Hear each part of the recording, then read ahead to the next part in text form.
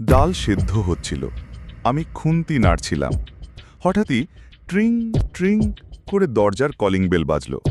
চমকে উঠলাম। দেওয়ালের ঘড়ি তখন রাত 10টা বাজছে। এই অদ্ভুত সময় আবার কে এলো? খুন্তি নামিয়ে ছুটে গিয়ে দরজার শিকল খুলতেই ভয়ার্ত হয়ে গেলাম। চৌখাটের উপাসে দাঁড়িয়ে আছে আমার বহুদিনের বন্ধু অরিন্দম।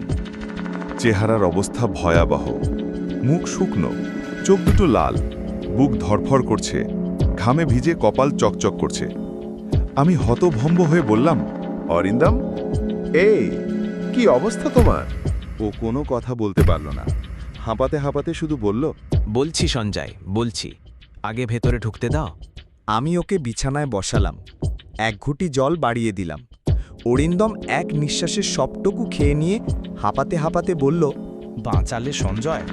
হ্যাঁ গো, দরজাটা ভালো করে বেঁধে এসেছ তো? আমি অবাক হয়ে বললাম, কেন? দরজা বাঁধতে যাব কেন? অরিন্দম হঠাৎ চিৎকার করে উঠল। উফ, তুমি এক্ষুনি দরজাটা তালা দিয়ে বন্ধ করো, না হলে সর্বনাশ হয়ে যাবে। আমি স্তম্ভিত হয়ে গেলাম। বললাম, কি বলছো এসব? সব স্পষ্ট করে বলো তো কি হয়েছে? অরিন্দম কান্না জড়ানো গলায় বলল, আমি আর এখানে থাকতে চাই না ভাই সঞ্জয়, আমাকে গ্রামে ফিরিয়ে দাও প্লিজ। অরিন্দম ধীরে ধীরে তার কাহিনী বলতে শুরু করল। তুমি তো জানো আমি গরিব ঘরের ছেলে। বছরখানেক আগে এখানে এসেছিলাম দুটো পয়সা রোজগারের জন্য। একটা সিনেমা হলে লাইটম্যানের কাজ পেয়েছিলাম। প্রথমে সব ঠিকঠাক চলছিল, তারপর সে থেমে গেল। তার চোখে আতঙ্ক ছড়িয়ে পড়ল, গলা শুকনো। তারপর ফিসফিস করে বলল, এক রাতে আমার নাইট শিফটে ডিউটি পড়েছিল।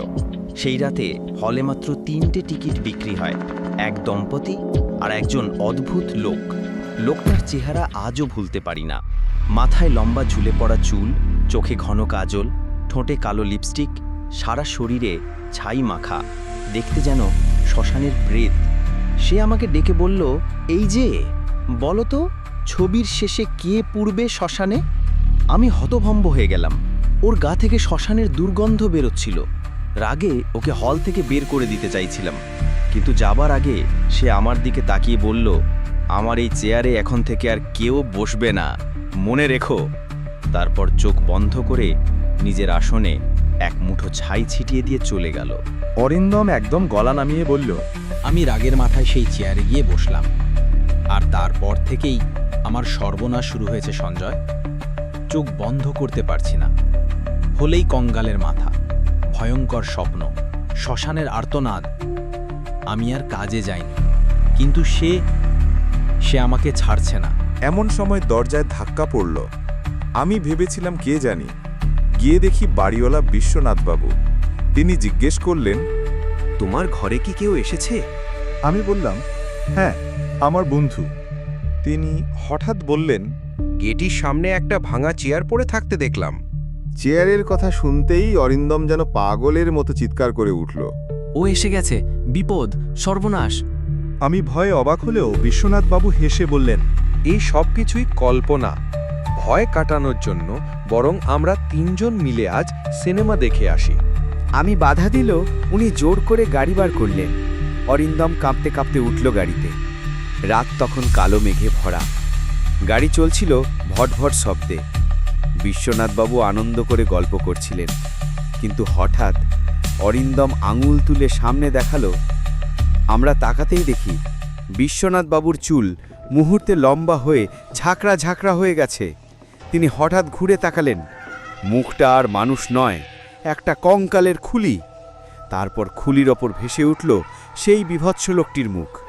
কাজল মাখা চোখ, কালো ঠোঁট, ছাই পড়া চেহারা। আমি স্তম্ভিত। অরিন্দম চিৎকার করে উঠল, এই লোকটার কথাই বলছিলাম সঞ্জয়, এই শ্মশানের প্রেত। বিশ্বনাথবাবু নয়, সে আসলে সেই ভয়ঙ্কর ছায়া। সে হাত বাড়িয়ে দিল অরিন্দমের দিকে।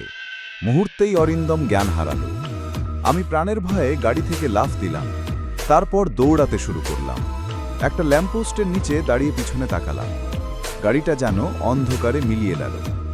কিন্তু তারপর দেখলাম এক বিশাল দেহী কালো ছায়া অরিন্দমের দেহটাকে টেনে নিয়ে যাচ্ছে অন্ধকার গলির দিকে।